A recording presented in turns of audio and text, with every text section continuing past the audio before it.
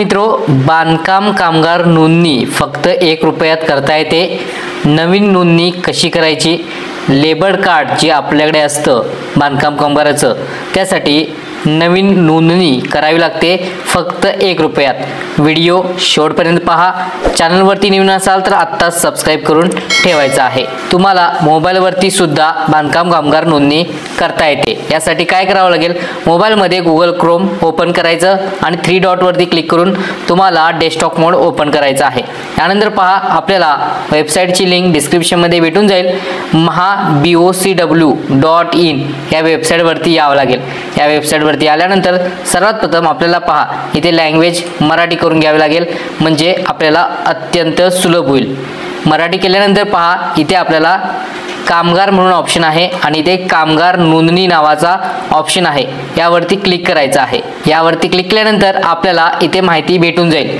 पहा, नोंदणी करण्यासाठी पात्रता काय असणार आहे ते सर्वात प्रथम जाणून घेणं गरजेचं आहे, अन्यथा आपण फॉर्म भरून काय उपयोगाचा नाही। पहा, 18 ते 60 वयोगटातील बांधकाम कामगार असावा, मागील 12 महिन्यामध्ये 90 दिवसापेक्षा जास्त दिवस बांधकाम कामगार म्हणून काम केलेला कामगार असावा, हे तर अट आहेच। नोंदणीसाठी आता आवश्यक काय कागदपत्र आहे ते पहा, वयाचा पुरावा, 90 दिवसाचे काम केल्याचे प्रमाणपत्र, रहिवासी पुरावा, ओळखपत्र पुरावा, पासपोर्ट आकाराचे 3 फोटो। हे ऑफलाईन पद्धतीचा झाला। तर ऑनलाईन फॉर्म भरतीवेळी तुम्हाला फक्त आधार कार्ड आणि 90 दिवसाचा काम केल्याचा प्रमाणपत्र, हे तुम्हाला कसं भेटेल हे सुद्धा व्हिडिओमध्ये सांगणार आहे। आता पहा, आपल्याला नोंदणी करायची आहे। मुख्य पृष्ठ या ऑप्शनवरती यायचं आहे। या ऑप्शनवरती आल्यानंतर पहा, इथे बांधकाम कामगार नोंदणी नावाचा ऑप्शन तुम्हाला दिसून येईल, यावरती क्लिक करा। यानंतर नेक्स्ट पेज ओपन होईल, यामध्ये फक्त लक्ष द्या। यानंतर पहा, इथे आता स्थान निवडा म्हणून ऑप्शन आहे, पण कोणतेही स्थान निवडता येत नाही। तर आपल्याला काय करावं लागेल, आधार नंबर टाकावा लागेल। ज्या व्यक्तीच्या नावे तुम्ही बांधकाम कामगार म्हणून नोंदणी करत आहात त्या व्यक्तीचा आधार कार्ड एंटर करा, मोबाईल नंबर एंटर करा आणि प्रोसीड टू फॉर्म यावरती क्लिक करा। यानंतर थोडा वेळ वेट होईल। आता पहा, तुम्हाला इथे डिटेल्स भरायचे आहे। यामध्ये कोणकोणती डिटेल्स भरायची आहे ते जाणून घ्या। पहा, वैयक्तिक माहिती भरावी लागेल। वैयक्तिक माहितीमध्ये ज्या बांधकाम कामगाराची नोंदणी करत आहात त्या बांधकाम कामगाराचं इथे नाव पहिलं एंटर करावं लागेल। त्यानंतर फादर किंवा हजबंड पतीचे नाव आणि आडनाव हे 3 कॉलममध्ये एंटर करा। आधार नंबर ऑलरेडी येऊन जाईल। इथून आपल्याला लिंक सिलेक्ट करायचं आहे, मेल, फिमेल की अदर। ज्या महिलेचं भरत असाल तर फिमेल, पुरुषाचं भरत असाल तर मेल। त्यानंतर मॅरिटल स्टेटसमधून विवाहित आहात, डिवोर्स्ड आहात, सिंगल आहात, कोणता ऑप्शन तुम्हाला लागू आहे। मॅरिड असेल तर मॅरिड। यानंतर पहा, तुमची जन्मतारीख। आता जन्मतारीख तुमच्या आधारवरती आहे, ती तुम्ही इथे एंटर करायची आहे। इथून कॅलेंडरमधून चूज करून घ्यायची आहे। यानंतर पहा, इथे ऑटोमॅटिकली वय येऊन जाईल। कॅटेगरीमधून तुमचं general, NT, OBC, SC, ST जी कास्ट येते ती सिलेक्ट करून घ्या। मोबाईल नंबर तुम्ही सुरुवातीला दिलेला आहात तो तुमचा इथे येऊन जाईल। ही झाली वैयक्तिक माहिती। आता पहा, नेक्स्ट स्टेप, इथे ॲड्रेस ॲज पर आधार कार्ड, पत्ता आधार कार्ड नुसार भरायचा आहे। इथे घर क्रमांक, रस्ता जे रेडमध्ये स्टार मार्क आहे ते भरणं अनिवार्य आहे। आता घर क्रमांक, रस्ता माहिती असेल लिहून टाका। एरिया, विलेज तुमचं गावचं नाव, तालुका, सिटी तालुक्याचे नाव लिहू शकता। त्यानंतर पहा, महत्त्वाची जागा जवळपास, म्हणजे तुमच्या घराजवळचं लँडमार्क, जसं की एखादं मंदिर असेल तर ते इथं एंटर करा। राज्य ऑटोमॅटिकली तुमचं महाराष्ट्र येऊन जाईल। त्यानंतर इथे जिल्हा तुमचा जो कोणता आहे तो इथून सिलेक्ट करा। त्यानंतर पहा, तालुका, पोस्ट ऑफिस तुमचं आणि इथे पिनकोड टाईप करायचे आहे। ही झाली पत्त्याची डिटेल्स। आता तुम्हाला इथे फॅमिली डिटेल्स, कौटुंबिक तपशील लिहायचा आहे। काळजीपूर्वक पहा, कारण तुम्हाला कौटुंबिक तपशील लिहितेवेळी सुरुवातीला तुमचा तपशील लिहावा लागेल। इथे तुमचं फर्स्ट नेम, इथं आडनाव, इथे पतीचे नाव, तुमची जन्मतारीख वरील प्रमाणे आली तर येऊन जाईल, किंवा तुम्हाला इथे एंटर करावं लागेल। इथे नातं आहे सेल्फ, तुमचा आधार क्रमांक येऊन जाईल। व्यवसाय तुमचा काय आहे, बांधकाम कामगार किंवा तुम्ही हेल्पर असाल ते व्यवसाय तुमचा इथे एंटर करा। त्यानंतर इथून शिक्षण, तुमचं शिक्षण किती झालेलं आहे ते तुम्ही नोंदवू शकता। त्यानंतर आता पहा वरील माहिती न भरल्या कारणाने तुमची इथे माहिती आलेली नव्हती। वरील माहिती भरून घेतल्यानंतर कौटुंबिक माहिती ही ऑटोमॅटिकली येऊन जाईल। हे तुम्हाला हाईड केलेलं आहे। आता ज्या व्यक्तीचं तुम्ही फॉर्म भरत आहात सेल्फ स्वतः त्याची माहिती इथे आलेली आहे, वय, सेल्फ, आधार नंबर।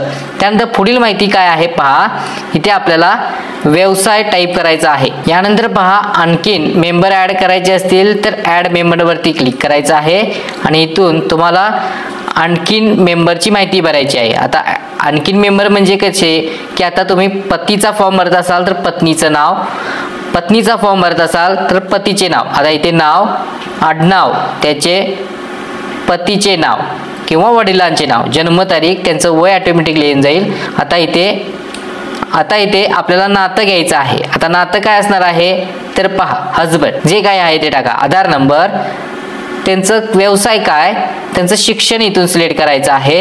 आणि पहा आता स्वतः फॉर्म भरलेला आहे ते व्यक्तीवरती आहे, त्याला नॉमिनी ही द्यायची आहे का तर नॉमिनी वरती क्लिक करा। त्यानंतर पहा पुढे या तर पहा ऑलरेडी रजिस्टर्ड BOCW म्हणजे पहिला बांधकाम कामगार मध्ये नोंदणीकृत आहात का असल्यास टिकमार्क करायचे आहे। आता नाहीच आहे त्यामुळे टिकमार्क येणार नाही।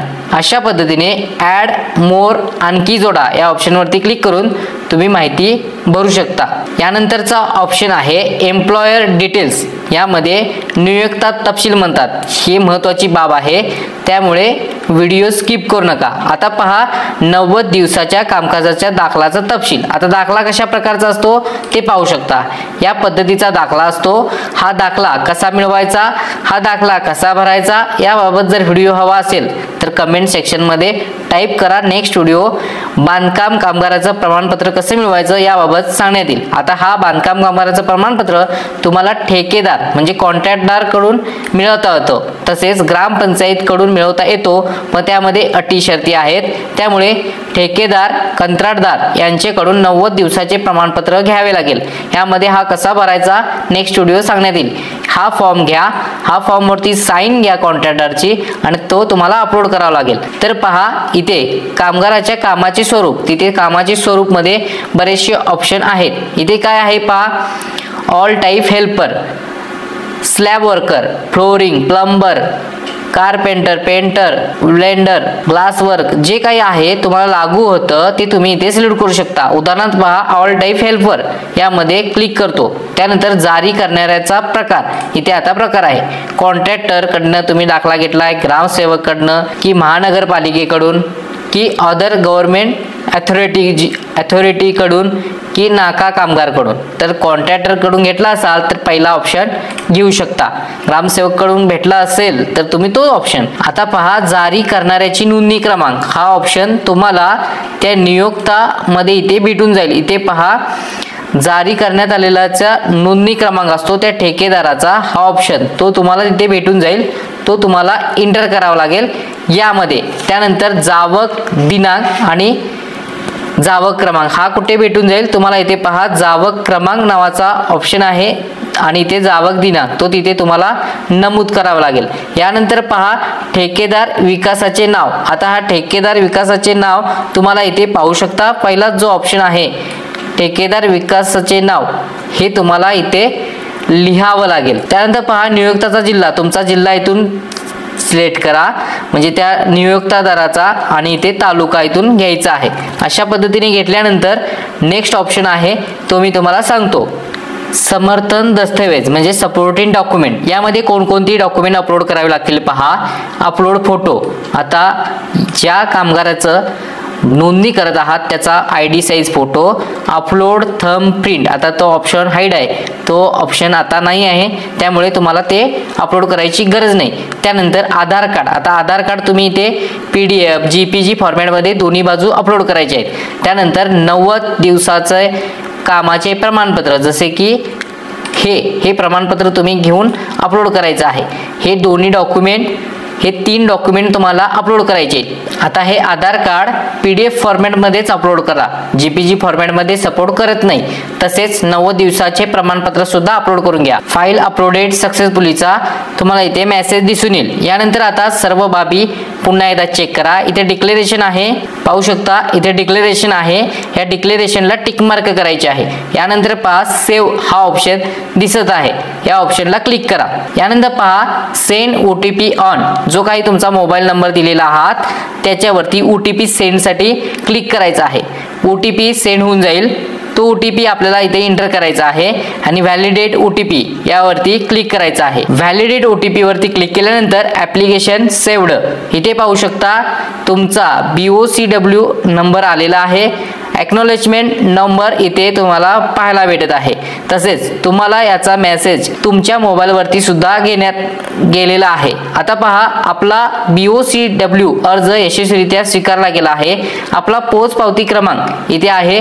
पुढील प्रक्रियेसाठी आपल्याला SMS द्वारे कळविले जाईल. ओके वरती क्लिक करा. Do you want to print this the form, yes वरती क्लिक करा आणि हा PDF मध्ये सेव्ह करून ठेवा, जेणेकरून नेक्स्ट कामासाठी तुमच्या उपयोगासाठी येईल. अशा प्रकारे तुम्हाला घर बसल्या बांधकाम कामगार म्हणून नोंदणी करता येणार आहे. नोंदणीची प्रक्रिया पूर्ण करण्यात आलेली आहे.